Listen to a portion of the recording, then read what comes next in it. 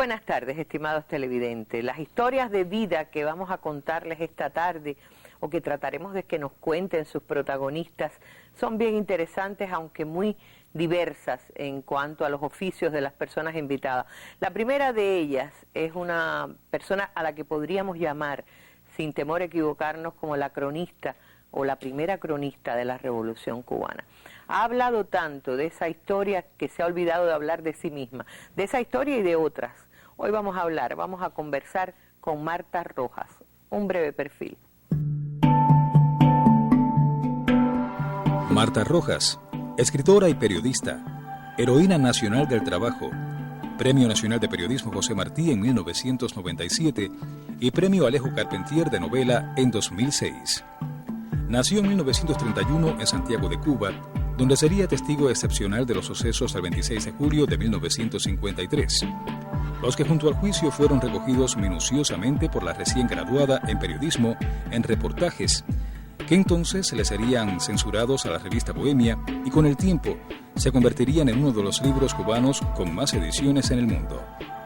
Primera corresponsal de guerra cubana y latinoamericana en Vietnam del Sur y Camboya, 1965-1975, también dio cobertura a viajes del presidente Fidel Castro dentro y fuera de Cuba. Profesora titular adjunta de la Facultad de Comunicación Social, a sus espléndidos 84 años, sigue ejerciendo activamente el periodismo, a la par que se ha convertido en una prolífica escritora con cerca de una decena de libros entre el testimonio y la ficción. Lo primero que tengo que decir, Marta Rojas, bienvenida. Bienvenida, gracias. Oye, lo primero que tengo que decir es que la historia de esta mujer no cabe en un programa como el que vamos a hacer hoy, como el que intentamos hacer hoy. Pero yo quiero empezar leyendo lo que escribió, nada más que con el prólogo que Alejo Carpentier escribió a la primera edición del Juicio de Moncada, que entonces no se llamaba así. Hubiera bastado para centrarla en la historia y no permitir que alguien diga Arlín exageró cuando presentó a Marta Rojas. Voy si me ayudan. Escribió, esto es un breve fragmento, escribió Alejo Carpentier, uno de los más altos en la literatura cubana, ya saben, incluso premio Cervantes de literatura. Dijo, ágil y talentosa escritora, de profunda vocación periodística, estilo directo y preciso, donde mostrar muchas cosas con pocas palabras.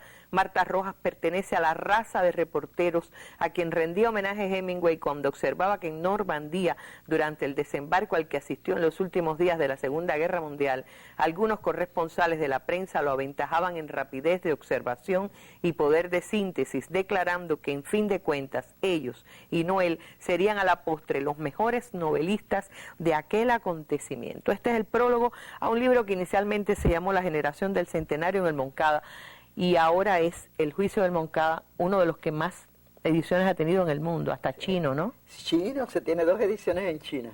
Ahora, Marta, yo decía, es tremendo que Alejo Carpentier advirtió que tú eras, y las personas no me critiquen por tutearla, es una gran amiga de muchos años. Además somos orientales. Exacto, que tenemos esa mala costumbre, o buena, ¿no? Según se vea.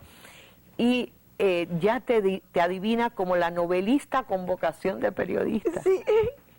Bueno, yo se lo pregunté a Carpentier y le dije, Alejo, ¿por qué usted me dice así? Dice, bueno, por la estructura del libro. Porque ese libro no es un sumario, no es una relatoría de lo que pasó aquel día a la hora tal, empezó el juicio, etcétera, sino tú das una visión cinematográfica de todo lo que ocurrió. Es decir, que cualquiera que no hubiera estado allí podía saber cómo fueron cada uno de los detalles.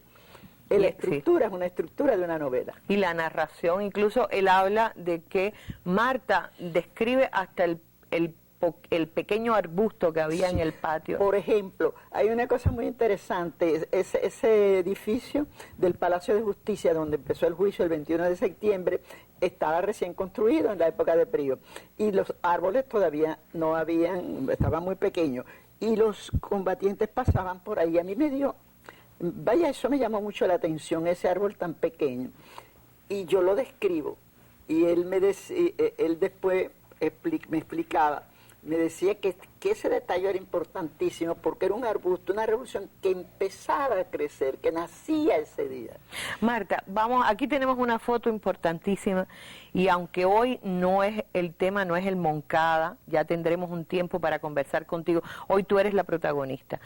Esta mujer que está hablándole nada más y nada menos que a Chaviano. La cara como me mira. El jefe de la plaza militar. Cuéntanos la historia detrás de esta foto lo más brevemente posible. Bueno, muy brevemente, un fotógrafo profesional de mucha experiencia ha pasado por un pasillo del cuartel y me dijo, óyeme, yo vi a dos mujeres que le estaban haciendo una declaración. Si tú pides permiso para ir al baño, al fondo está el baño de oficiales.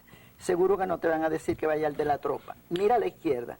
Entonces yo efectivamente pedí permiso, fui y al regreso miré y vi dos mujeres, una rubia y una trigueña. La rubia balanceándose, muy nerviosa, y me miró muy fijo, muy duro. Y yo seguí de largo. Y cuando llegó la conferencia de prensa le pedí permiso al presidente del colegio de periodistas, porque un recién graduado que no estaba trabajando. ¿Qué era tu caso? Tú eras recién graduada. No podía ir a una conferencia de prensa oficial. Y él me dijo, sí, cómo no, Nicot. Él se cosía en mi casa porque mi padre era sastre. Y entonces yo le pregunté a Chaviano, ¿quiénes son esas dos mujeres que están presas? Dice, aquí no hay presos. Por eso me mira así, todos murieron en el combate. Pero uno de esos hombres que está detrás, no sé si era sargento o algo, después le dice algo. Y luego él rectifica y dice, bueno, a lo mejor mientras estuvimos aquí cogieron a alguien preso. Es decir, que esa foto es Aide y Melba. La foto nunca se tiró. La foto nunca se tomó. Es decir, hay otra foto de Aide y Melba que se conoció mucho después, no en la que tú estás sentada, no esta, una en que están ellas dos solas sentadas, no es, o paradas de pie, están de pie en el vivac, evidentemente, o en el lugar. Eso fue en la cárcel de Guanajay, el 6 de enero. Esta sí fue en la cárcel de Guanajay. Sí, 6 de enero del 54, el Día de Reyes. El Día de Reyes, que tú tomas la foto para que las vieran, pero esta foto. Esa es en el vivac. Esta es en el vivac de Santiago. Exacto, esa la tiró un militar. Ese es el día que ella te miró a ti más o menos con esta mirada. Exactamente, ese día. Pero bueno, pues seguramente después le dijeron póngase de pie o algo. Ese acto no, yo la vi sentada, balanceándose así Aide, y a Melba estaba de espalda y le tomaban reclamaciones. Y ya esta foto es posterior. No, esa es la salida de Guanajay. Eso es ya cuando salen de la prisión de Guanajay. Cuando ya por primera vez nos podemos ver, conversar así. Y ellas sabían ya que tu pregunta a Chaviano les había salvado la vida. Realmente mi pregunta no, sino que el hombre pensó, el militar ese, que el fotógrafo la había retratado. Claro. Yo no contaba, sino que el fotógrafo, que era lo que pensaban, que el fotógrafo, como llevaba cámara, la había retratado, pero él no la retrató, porque nada más pasó. El fotógrafo es Panchito. Panchito Cano. Panchito Cano. Era el representante de Bohemia en Santiago. En Santiago de Cuba, que es el hombre que te hace entrar también a ti en la historia del periodismo. Era vecino mío y él sabía que yo estudiaba periodismo. Y cuando yo iba de vacaciones me decía, hazme los pies de grabado una croniquita de esto, lo otro, algunas veces. Recuerdo que una vez le hice una de la caridad del cobre, de la peregrinación, cositas así. Y ese día del carnaval me dijo, me han pedido un reportaje del carnaval, una crónica y unos pies de grabado del carnaval. Si tú vas al carnaval, digo, por supuesto, yo fui con mis amigos, con el noviocito que yo tenía, todo eso. Dice, pero eso sí, cuando se vayan los demás te tienen que quedar conmigo para ver la comparsa, en fin, todas las cosas. Y se fueron todas mis amistades y yo me quedé con él cuando sonaron los disparos, que yo no sabía que eran disparos, creía que eran cohetes chinos. Y ahí me dijo, no, son disparos. Se fastidió el reportaje del carnaval con una jota. Y digo, vamos a hacer el de los tiros. Vamos a hacer el de los tiros. Así entró en la historia del periodismo la principal cronista de la Revolución Cubana, voy a decir la primera en la historia de la Revolución Cubana, Marta Rojas. Otra causa por la cual la tuteo, siempre he tenido la idea de que es mucho más joven que yo, sobre todo por su manera de actuar y de vivir. Vamos a recordar un poquito quién es Marta Rojas, de dónde viene esa estirpe de lucir tan joven con 84 años. Bueno, eso yo no lo sé, eso es la naturaleza y el carácter, las dos cosas. El origen de Marta. Bueno, mi mamá era de Matanza, mi mamá era hija de un español, de don Manuel Rodríguez, que yo le decía Mememel, y tenía 7 hijos, ella era la única hembra. Y mi papá era de estirpe, pura santiaguera, hijo de un español, esa es mi mamá, y de una martiniqueña o algo que... Mira, mi papá, de apellido Feró, él era sastre y ella modista. Se enamoraron, por la razón ahora no te lo voy a explicar porque es muy largo. Tú nunca usas el apellido de tu padre, Marta Rojas y ya. La Sí. culpa la tiene Bohemia. No, porque era más corto. Sencillamente Rodríguez más largo. Y entonces se me ocurrió poner así. Algunas veces pongo... Y entonces, bueno, mi papá era un hombre, era puro santiaguero. Ya te digo, el segundo apellido era Fereaut, que viene de origen francés. De origen francés. Y bueno, esa es mi familia. En mi casa había una sastrería, unas primas mías y todo trabajaban allí. Me enseñaron a coser, pero no me enseñaron como una obligación, sino para tenerme tranquila. Esa es mi abuela materna. Era esclava que nació libre en el vientre. Esa es la mujer de don Manuel, la que tuvo los 7 hijos, entre ellos mi mamá. Ella se casó con un gallego. Sí. Y entonces esta mujer es matancera también. Matancera, pero cuando mi mamá se casó con el santiaguero, Se fue a Santiago. Mi abuelo Todo el mundo dijo, no, yo voy con esta niña, yo no la dejo allá. Y puso un negocio de dulcería en Santiago de Cuba y venía a Matanza casi todos los meses, pero vivía prácticamente en Santiago. Tenía en su destino marcado Marta Rojas que iba a ser costurera como todas las mujeres de la familia, o incluso los hombres. No, realmente a mí me pusieron así porque a mí me gustaba mucho ir al cine y siempre estaba pidiendo dinero para ir al cine. Y mi mamá me dijo, bueno, espérate, mira, aprende a hacer este ojal, aprende a hacer esta cosa. Y yo así aprendí a coser. De esa manera. Y entonces me daban un medio, 10 centavos, yo lo guardaba.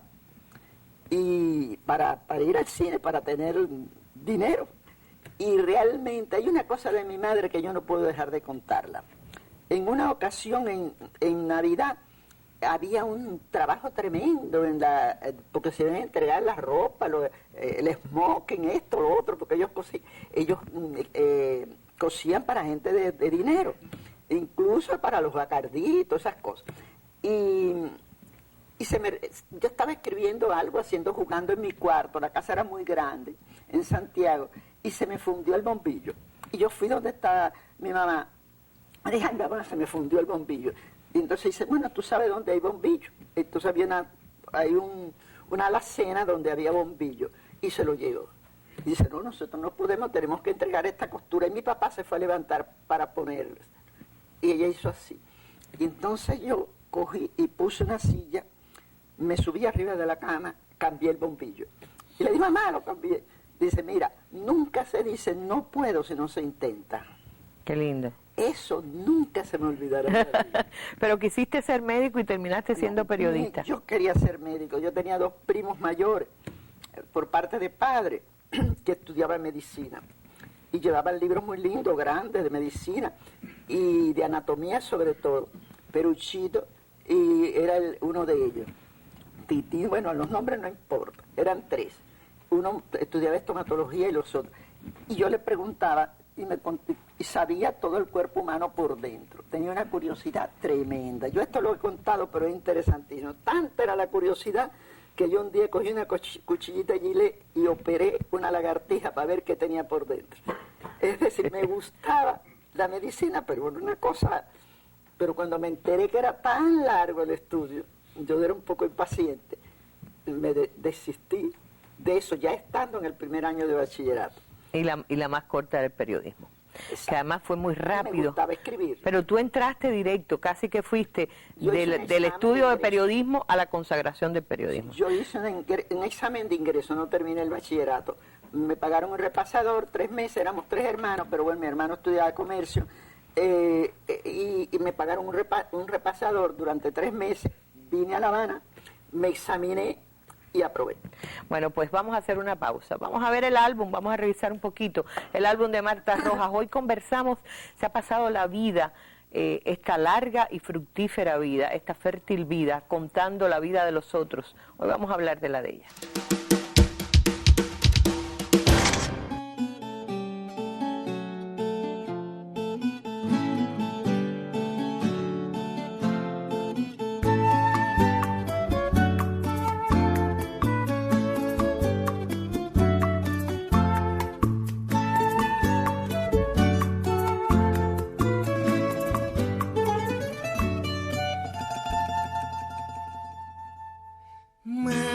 Menos mal que existen los que no tienen nada que perder, ni siquiera la muerte.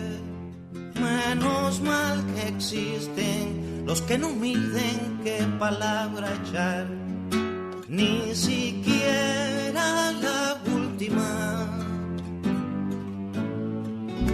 Se arriman a la noche y al día y sudan. Si hay calor y si hay frío se mudan. No esperan echar sombra o raíces, pues viven disparando contra cicatrices. Escuchan, se proyectan y lloran. Wow, ya bastaba con que hubieras escrito El juicio del Moncada y vamos a ahorrar tiempo porque no tenemos mucho, nos espera Berlanga en la otra media hora.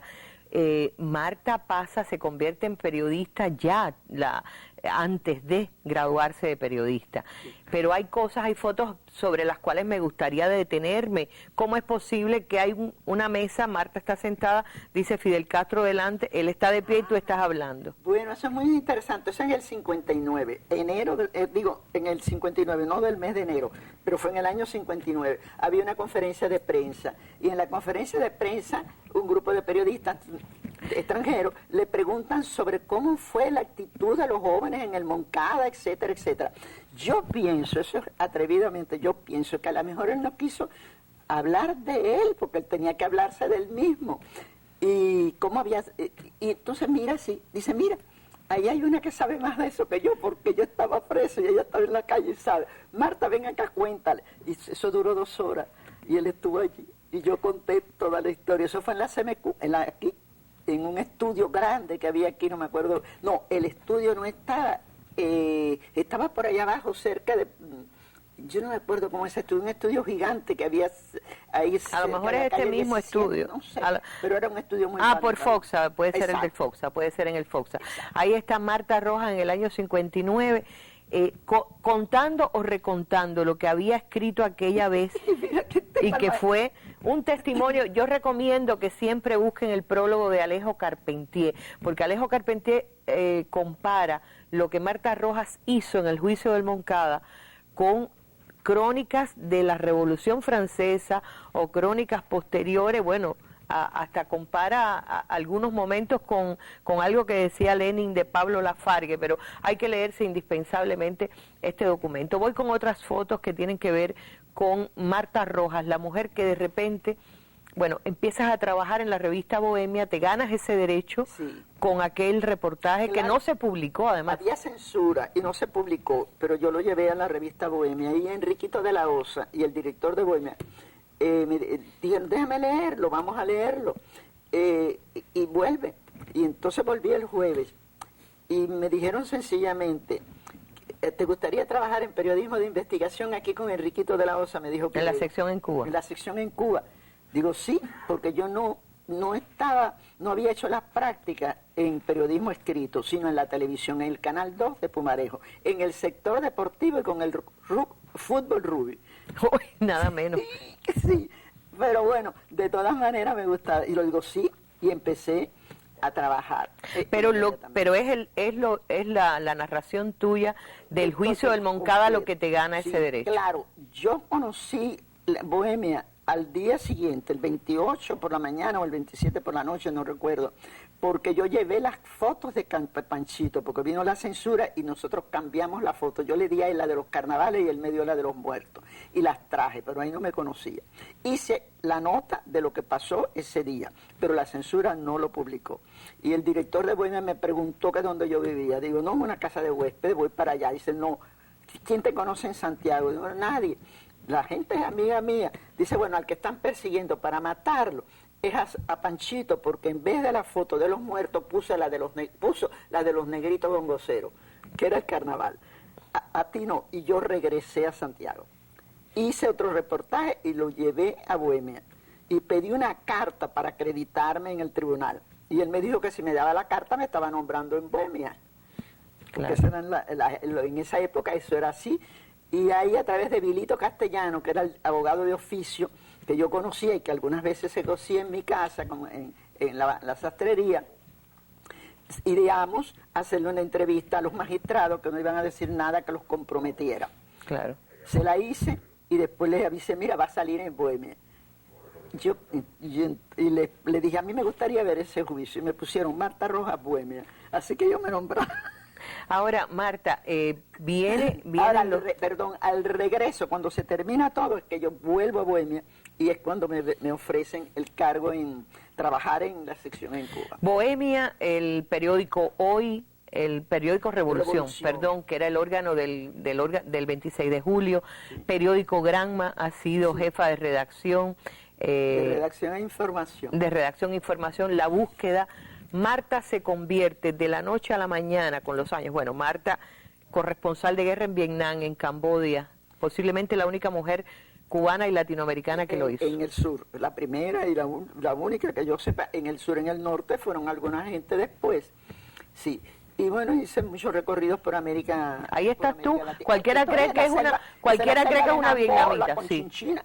Ese es la llamada vía que le llamaron sí, la ruta Ho Chi Minh. De la ruta Ho Chi Minh.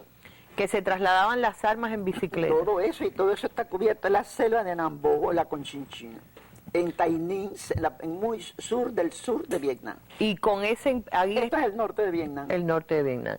Y ahí regresas tan vital que Fidel te ve y te pregunta, hay una foto por ahí de Fidel viéndote también, ¿no? Es la foto que tú ves que él se está riendo y dice, pero tú vienes de Vietnam, ¿cómo es eso? Digo, bueno, porque yo en Vietnam comía, los vietnamitas me dijeron que todo lo que me dieran los vietnamitas, con confianza me los comiera, que no comiera nada que yo encontrara por ahí.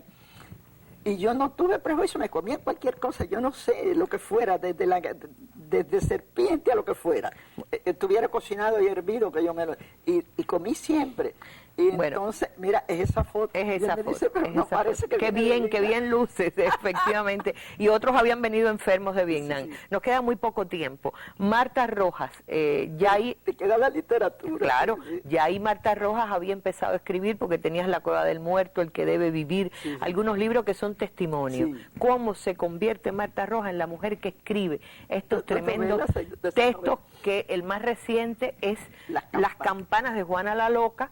Que en Argentina y aquí. Es decir, hecho en Argentina y en Cuba, se acaba de presentar en la última Feria del Libro, pero te dio el premio de novela de la Casa de las Américas, fue la inglesa por un año. Esa es inglesa por un año, inglesa este es el premio Casa de las Américas, y inglesa... No, este es el premio de novela Alejo Carpentier, del 2006. El que debe vivir es el premio de testimonio Casa de las Américas.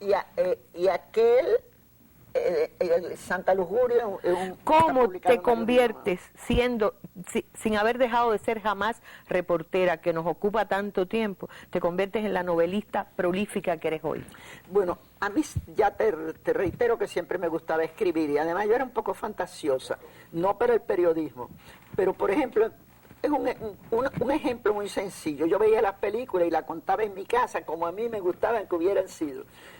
Me llevó un regaño terrible con Lo que el viento se llevó, porque la conté y entonces dije que Scarlett O'Hara había vuelto con Red Butler cuando ella se había ido en la escalera, se va y qué sé yo.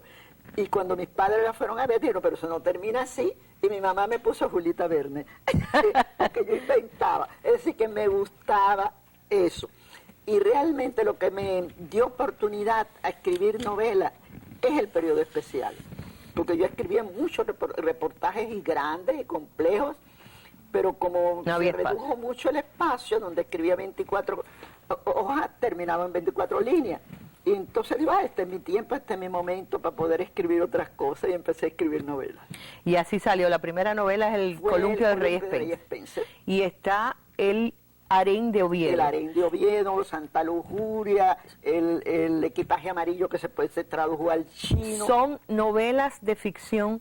Novelas de ficción en base a elementos históricos. Todo está respaldado por archivos históricos. Por ejemplo, Santa Lujuria es una novela, pero que trata o se desarrolla entre Cuba y Estados Unidos cuando la Florida era española y se gobernaba desde Cuba por el gobierno muy erótica, por cierto. General, sí.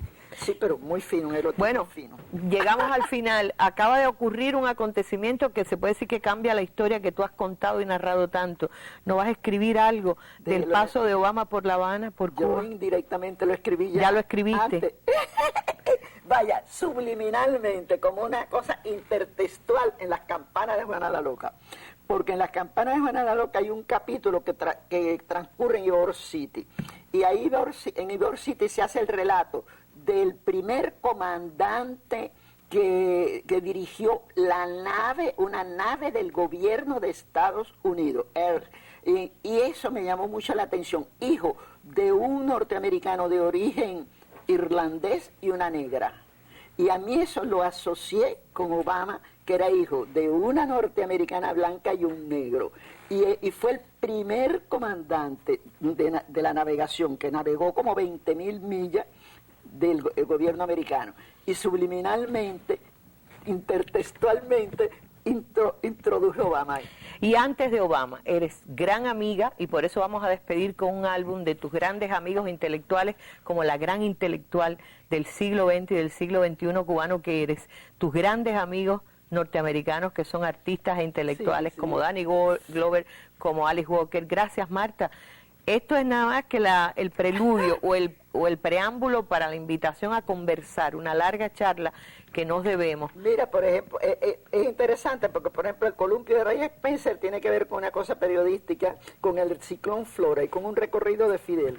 Y los haitianos. Y los haitianos. Bueno, pues fíjese cómo hay cosas por contar. Volveremos con Marta Rojas, heroína nacional del trabajo, premio de periodismo José Martí, premio de novela Alejo Carpentier de novela y también premio Casa de las Américas. Lo ha sido tantas veces, se lo ha ganado sencillamente porque nunca ha dejado de trabajar. Por eso lo de heroína y por eso el honor que hemos tenido de recibirla. Nos vamos con este álbum de sus grandes amigos norteamericanos y también de los líderes de la Revolución Cubana, al lado de los cuales ha estado siempre la obra de Marta Rojas. Vamos a hacer una pausa. Menos mal que existen los que no tienen nada que perder, ni siquiera la historia.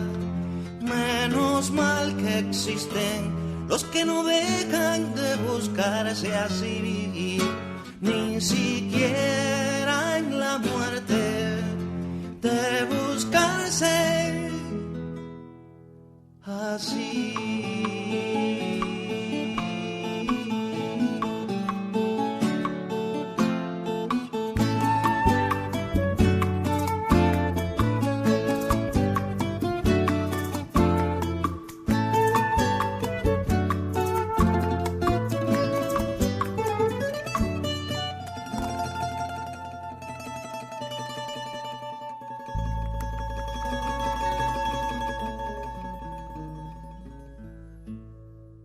Y uno se queda siempre con las ganas, porque la historia de una mujer como Marta Rojas no cabe en media hora. Yo creo que no cabe ni siquiera en un programa completo, digo un programa de años, ¿no? Pero eso se lo debemos a nuestra teleaudiencia. Ahora voy a presentarles al segundo invitado de esta tarde, un hombre que prestigia y enorgullece a la ciencia cubana. Jorge Berlanga Acosta, jefe de proyectos del Centro de Ingeniería Genética y Biotecnología, nació en Bayamo en octubre de 1962 y estudió medicina veterinaria en el ISCAP, hoy Universidad de Granma.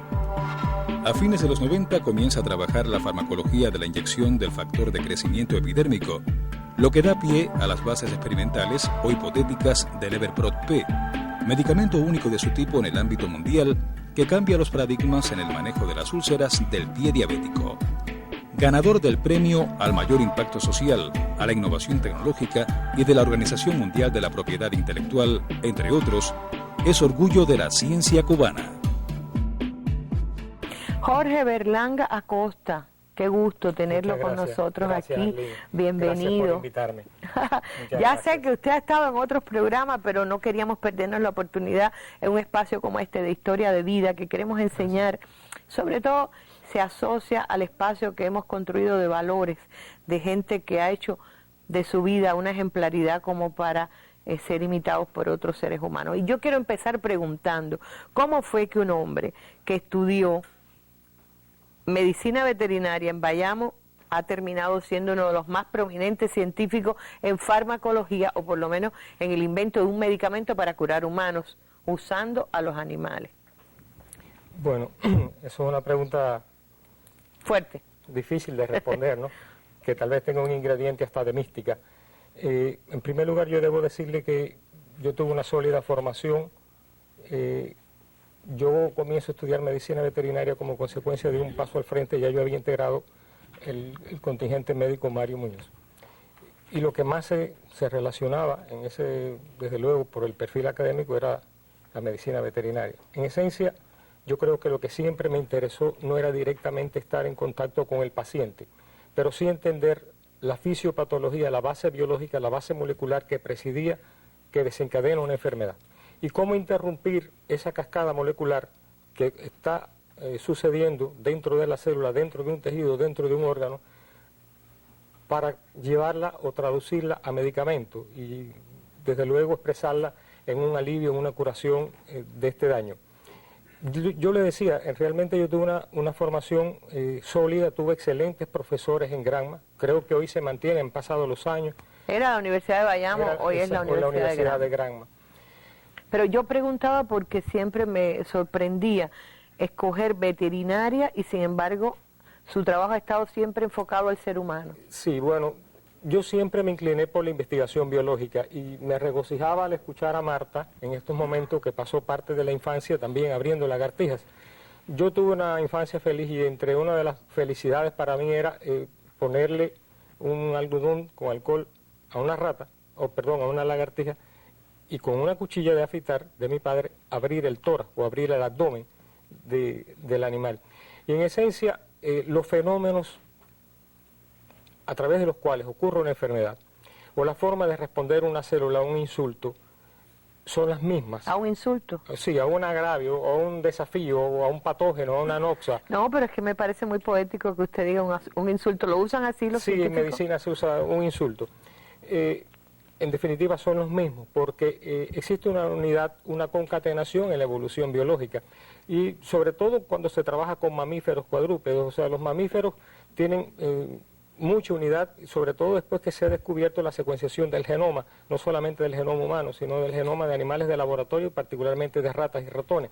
Existe una gran homología y un gran cruzamiento de las funciones biológicas, digamos, de hormonas o factores de crecimiento entre las diferentes especies. Y en realidad tratar de dividir o de fragmentar un tipo de medicina de la otra, yo creo que es un error hasta conceptual, porque en esencia un hígado de un ratón de laboratorio, de una rata, es reconocido por un patólogo que puede estar en el más importante centro asistencial humano, porque la estructura es la misma y la forma de responder es la misma, como ya le decía. Y para mí ha sido una realización.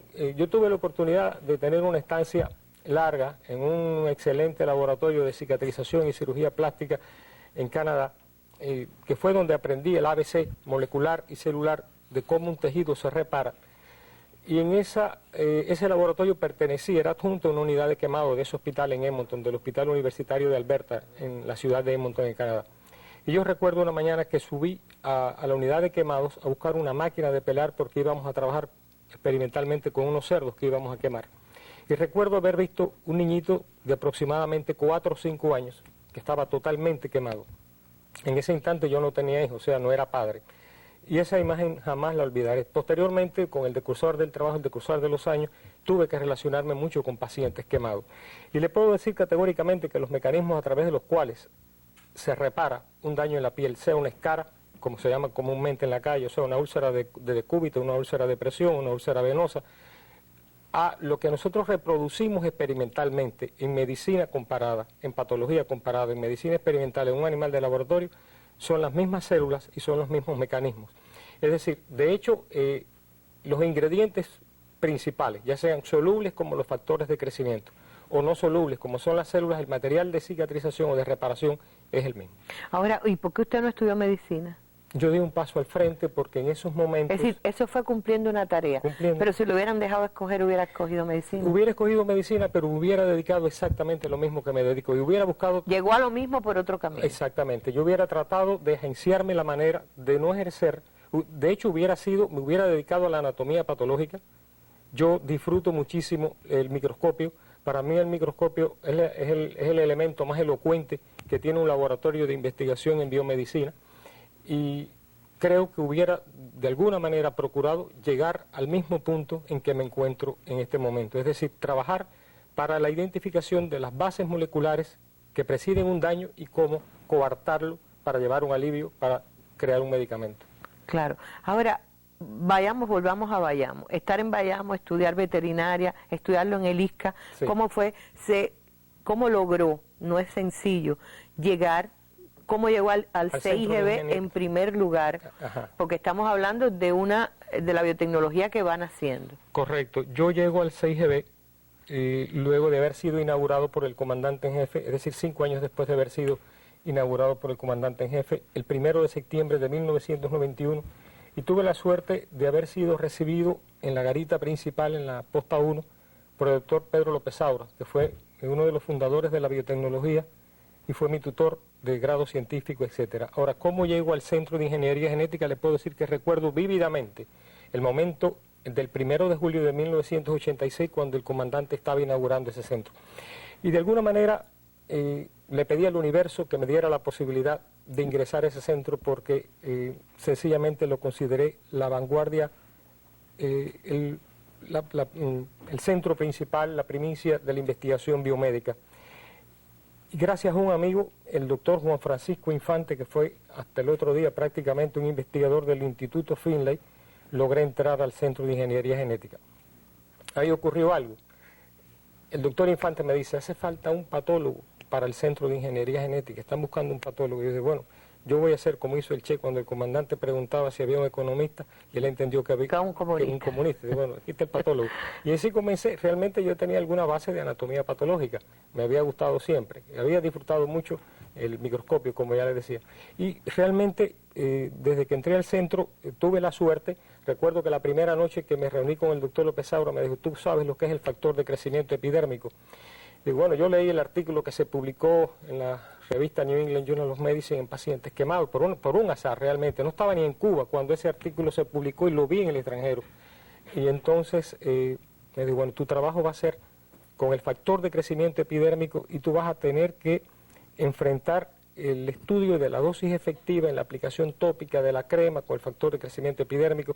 Quiere decir que yo creo que fue hasta un regalo providencial de alguna manera. A mí siempre me interesó, desde que era estudiante, el cómo un tejido se repara, o sea, cómo un tejido es capaz de censar un daño y cómo se restaura, cómo regenera. Nosotros, o sea, los animales superiores como los humanos hemos perdido la capacidad de regenerar. O sea, nosotros no regeneramos nuestros tejidos, ya sea un infarto del miocardio, ya sea una fractura en hueso, ya sea una quemadura.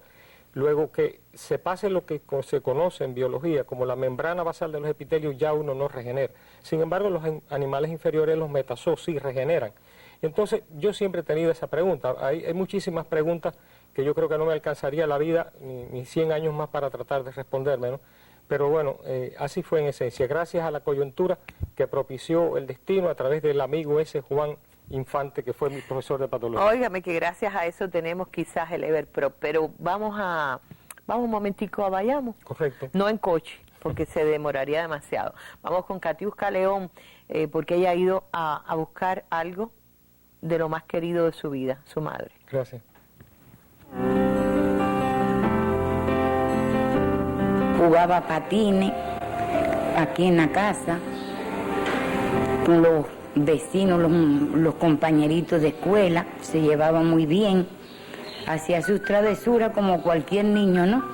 Pero siempre fue muy estudioso. Y ya cuando fue más adolescente, cogía los caguayos, los abría, los operaba, los cosía y los volvía a soltar en unas maticas de palmita que había aquí en el patio. Y fue un niño que le gustaba ir al río, le gustaba ir por General García a las tiendas. Desde niño él tuvo esa inclinación. Él ponía aquí un cajón y hacía como si fuera especie de un laboratorio.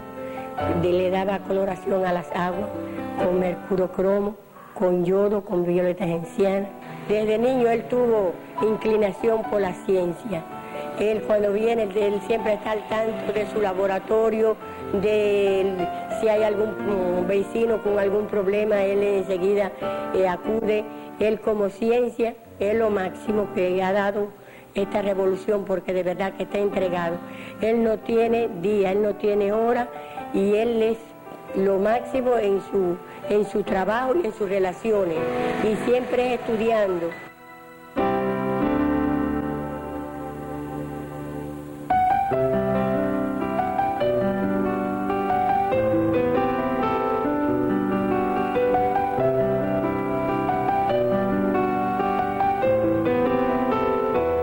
Él nos llama todos los días para saber de su mamá, de nosotras, cómo estamos.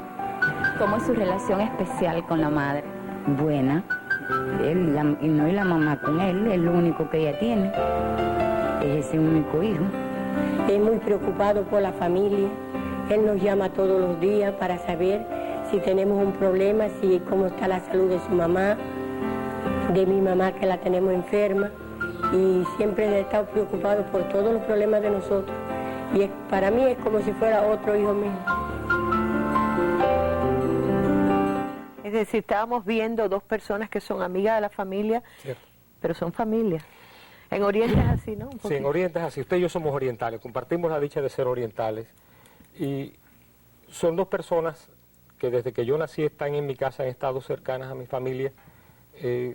Mi abuela de alguna manera las ayudó, mi madre cuando era mucho más joven, desde luego. Y estuvieron hasta que yo tuve 7 u 8 años, porque mi mamá tenía un trabajo muy arduo y a veces hasta nocturno, en dependencia de los turnos de trabajo que tuviera. Y prácticamente... ¿En qué trabajaba ella? Mi mamá era telegrafista y trabajaba muchos turnos de nocturnidad, ¿no?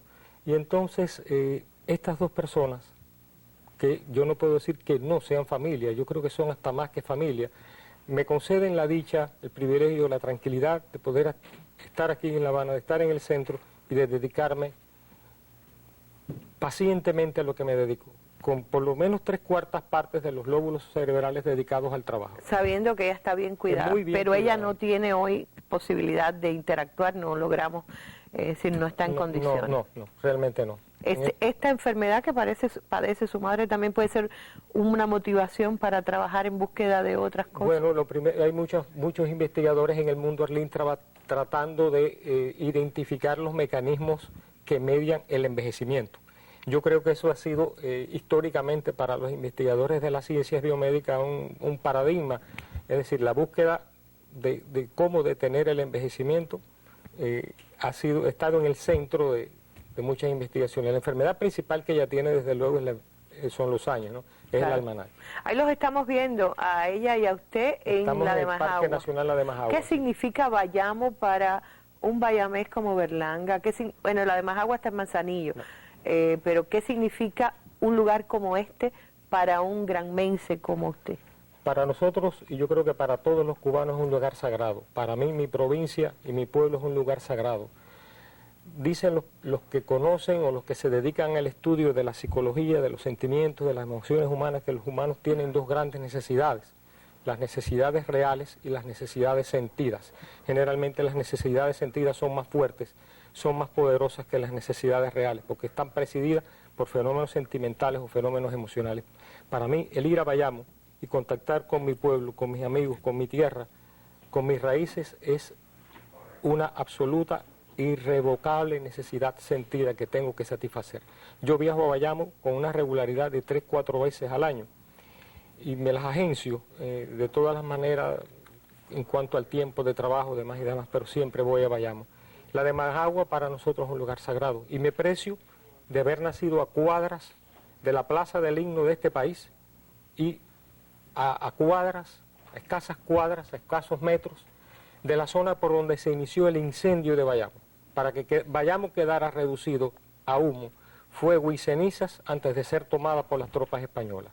Entonces eso lo arrastro y lo llevaré hasta el último día de mi existencia, desde luego. ¿Usted es hijo único? Hijo único. ¿Su madre se llama? Ena de Carmen Acosta Guerra. Ena de Carmen, y tiene un solo hijo usted también. Sí. Es decir, que al mismo tiempo es una familia bien pequeñita. Es una familia pequeña, es una familia, sí, reducida. Lamentablemente parece que no vamos Bueno, está su esposa y Sí. la hija de su esposa, Sí. que de cierta manera también o desde luego, es su parte de la propia familia, pero familia. qué cortica, una familia Sí. bien cortica. En términos de perpetuación de genes, de genoma, de epigenoma, sí es corta. Van a hacer el esfuerzo.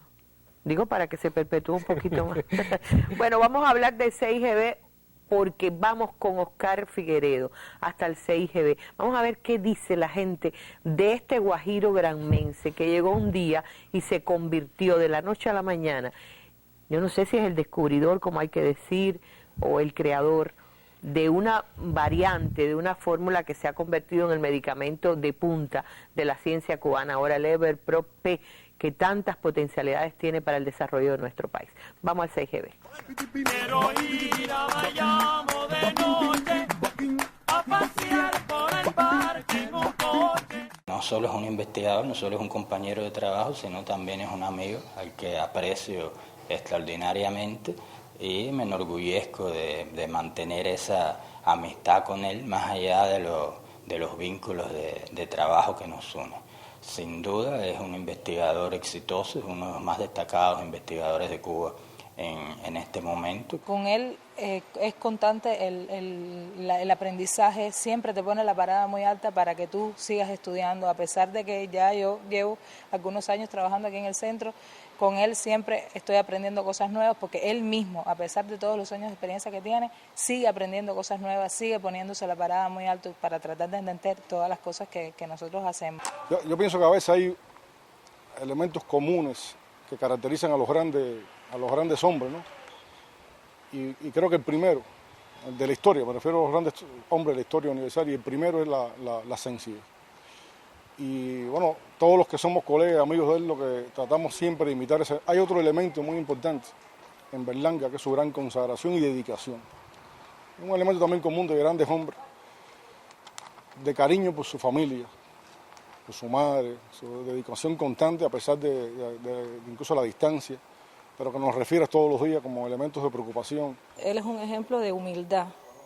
Él podría tener prácticamente todo lo que quisiera, porque el EverPro no solamente es un proyecto, es un producto. Es el producto líder de nuestra organización. Es un producto que se aplica a la población cubana y a las poblaciones de otras partes del mundo, y también es un rubro exportable para el 6GB. Por tanto, si lo vemos en magnitud de cuánto ha producido este conocimiento científico, uno diría, bueno, quienes estén asociados a este conocimiento científico podrían ser millonarios. Y Berlanga lo es, pero no en la palabra de tener mucho dinero en el banco, sino de tener muchos pacientes agradecidos de haber sido atendidos con este producto que les salva las piernas a las personas. Berlanga es un tipo, y digo así un tipo, como decimos los cubanos, lleno de patriotismo, tiene una integración violenta. Además de eso, es un ser humano, lo digo de corazón. Es un ser humano en toda la extensión de la palabra. Lo domina su sencillez. Y un padre ejemplar. Y yo pienso que es la historia más bonita que se puede contar. Berlanga ha sido padre, madre de su hijo. Un muchacho que es un excelente trabajador. Y pienso que eso es lo más que los caracteriza. Que cuando hace mucho tiempo el muchachito cogió como decimos nosotros, sencillamente lloró. Y lloró mucho como si hubiera sido una heroicidad. Y sin embargo el niño venía con muy buenas notas. O sea, eso define a un ser humano. Lo define y como un científico ejemplar.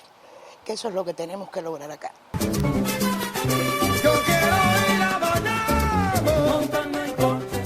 El EverPro, producto líder del 6GB y de Cuba, que le está dando unos ingresos multimillonarios a este país, como decía la doctora Ayala, podría perfectamente ser millonario Berlanga.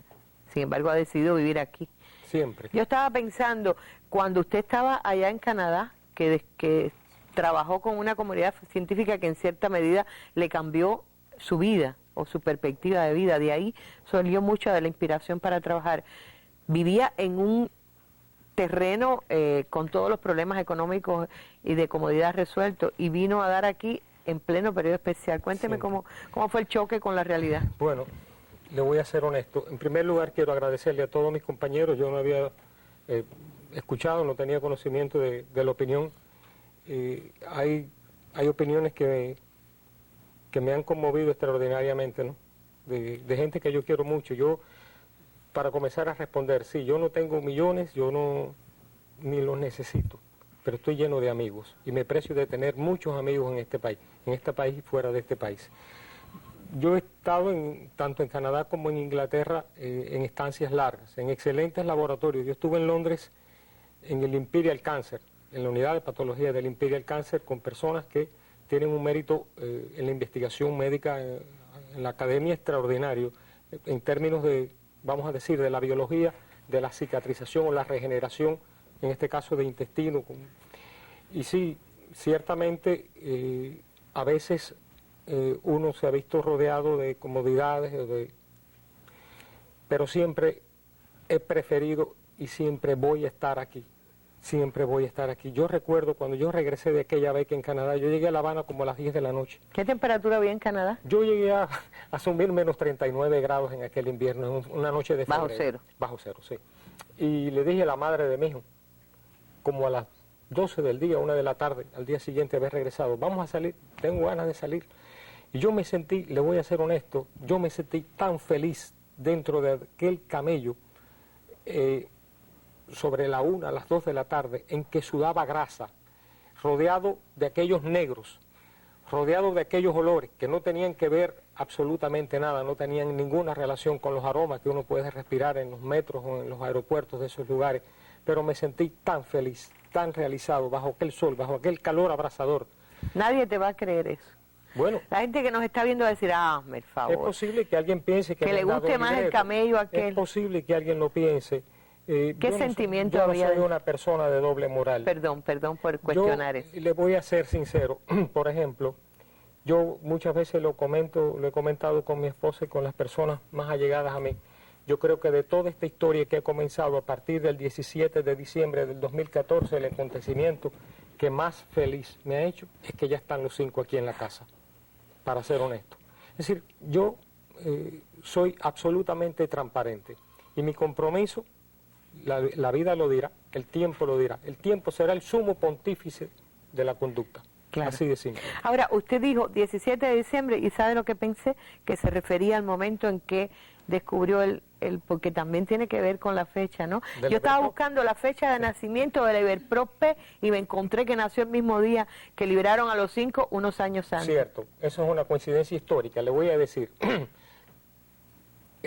nosotros comenzamos el ensayo fase 3, decirle que bueno, el desarrollo clínico de un medicamento consta de diferentes etapas. El ensayo clínico que se llama fase 3 o se conoce como fase 3 internacionalmente es lo que se conoce también o se identifica como el cementerio de los candidatos a medicamentos. Generalmente estos ensayos son multicéntricos, aleatorizados, controlados, a doble ciegas. El médico no sabe lo que pone ni el paciente está al tanto de lo que está recibiendo y francamente puede estar recibiendo un placebo. Y quiso la casualidad que se comenzara el 17 de diciembre del 2007 y terminó el 17 de diciembre del 2008. Es decir, para nuestro folclore que yo respeto y amo, es el día de San Lázaro, el día de Babalú allí. Por cierto, y tiene algo que ver que la cajita tiene color morado. Bueno, parece ser que alguien en algún momento, para honrar este fenómeno, este episodio, este acontecimiento de esta coincidencia histórica, pues alguien dijera, bueno, vamos a poner la tapa morada y porque es el color emblemático de la deidad africana. Claro. Babalú allí. Ahora se nos acaba el tiempo. Yo quiero saber si está trabajando en otro descubrimiento o en la búsqueda de otra cura para los males del cuerpo. Yo le agradezco la pregunta. Nosotros no cesamos de trabajar en el centro y en toda Biocuba Pharma. Eso es yo recuerdo aquella expresión de Fidel cuando inauguraba el centro, el 1 de julio de 1986, Fidel decía, eso lo tenemos en el Teatro del Centro. El centro es grande, pero yo espero que también los resultados sean grandes. Y ese es nuestro paradigma, y sobre esa base, no solamente en nuestro centro, en todo Biocuba Pharma, nosotros pensamos de esta forma y actuamos de esta forma. Es decir, la presencia de espíritu y el mensaje de esas palabras se mantiene vivo. Nosotros en el grupo, en el área, estamos trabajando en un candidato que ya de alguna manera se ha dado a conocer en la prensa nacional, que codificadamente se identifica como 6GB500. Yo deseo decirle que nosotros en el área comenzamos a trabajar con esta sustancia aproximadamente en el 2001-2002, con una hipótesis determinada que después posteriormente se fue enrumbando. Y esta hipótesis derivó en que estábamos en presencia de un potente agente cardioprotector que parece ser, por lo que hemos identificado hasta el punto en nuestra área, es capaz de coartar la cadena de daños moleculares que presiden un infarto agudo de miocardio por 7 puntos. Cuando uno se enfrenta a una patología tan compleja en la que se involucran tantos mecanismos que pueden ser redundantes en la amplificación de un daño a la célula, es menester interrumpir la cadena de daño por varios puntos.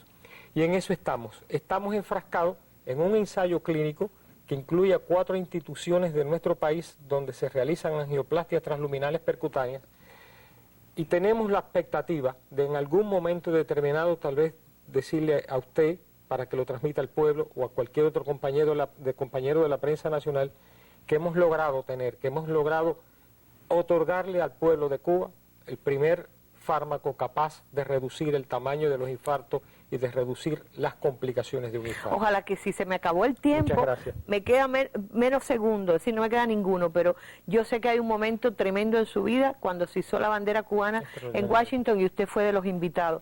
¿No llegó el Everpro a Estados Unidos? ¿Qué pasará con el Everpro en Estados Unidos después que las relaciones por fin sean normales? Yo le puedo responder sobre la primera parte. Sí, eso yo tuve la suerte, el privilegio, tal vez gracias al presidente de mi organismo, de Cuba Pharma, de haber sido elegido para formar parte de la delegación. Es mi 5º viaje a los Estados Unidos.